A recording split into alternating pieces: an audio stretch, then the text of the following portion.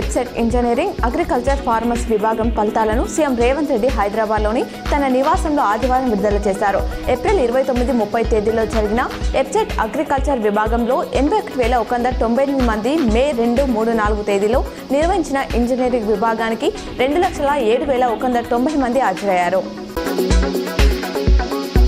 ఎడపల్లి మండలంలోని జాన్కంపేట్ గ్రామంలో శ్రీ లక్ష్మీ నరసింహస్వామి జన్మదిన ఉత్సవాలు అత్యంత వైభవంగా కొనసాగుతున్నాయి. పెద్ద ఎత్తున భక్తులు పాల్గొన్నారు.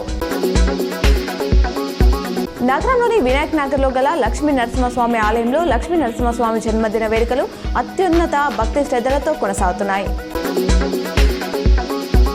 దర్పల్లి ప్రభుత్వ పాఠశాలలో వేసవి శిక్షణ శిబిరం విజయవంతంగా కొనసాగుతుంది. విద్యార్థులు తమ ప్రతిభను చాటుతున్నారు. తెలంగాణ ఈఏపీ సెట్ ఫలితాల్లో ఏపీ విద్యార్థులు మెరిశారు. ఇంజనీరింగ్లో టాప్ పల్ల భరత్ చంద్ర పార్వతీపురం జిల్లా, ఉదగండ్ల రామ్ చరణ్ రెడ్డి రంగారెడ్డి జిల్లా, ఏమసాయి సూర్యకార్తిక్ విజయనగరం జిల్లా, agriculture and pharmacy Sanket Reddy Medchal జిల్లా, లలిత్ వరియన్న కరీంనగర్, చాడా అక్షిత్ వరంగల్ టాపర్గా నిలిచారు. ప్రధాని మోదీ తన నివాసంలో సిడిఎస్ అనిల్ చౌహాన్ త్రివిధ దళాధిపతులతో మరోసారి సమావేశమయ్యారు. సీజ్ ఫైర్ తర్వాత బార్డర్లో నెలకొన్న పరిస్థితులు, భద్రతపై చర్చించనున్నట్లు తెలుస్తోంది. రేపు పాక్తో జరగనున్న చర్చల్లో అనుసరించాల్సిన ఊహలపై కీలక నిర్ణయం తీసుకునే అవకాశం ఉంది. పాక్ కాల్పులో వీరమరణం పొందిన అగ్నివీర్ మురళీ నాయక్ కుటుంబానికి ఏపీ ప్రభుత్వం ఆర్థిక సాయం ప్రకటించింది.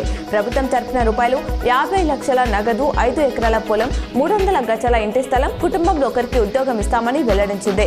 మరోవైపు డిప్యూటీ సీఎం పవన్ కళ్యాణ్ కూడా వ్యక్తిగతంగా కుటుంబాన్ని ఆదుకుంటానని హామీ ఇచ్చారు. ప్రధాని మోదీ హాజరవుతానని హామీ ఇస్తే తప్ప అఖిలపక్ష సమావేశానికి ఏ పార్టీ హాజరు కాకూడదని రాజ్యసభ ఎంపీ కపిల్ సిబల్ పిలుపునిచ్చారు.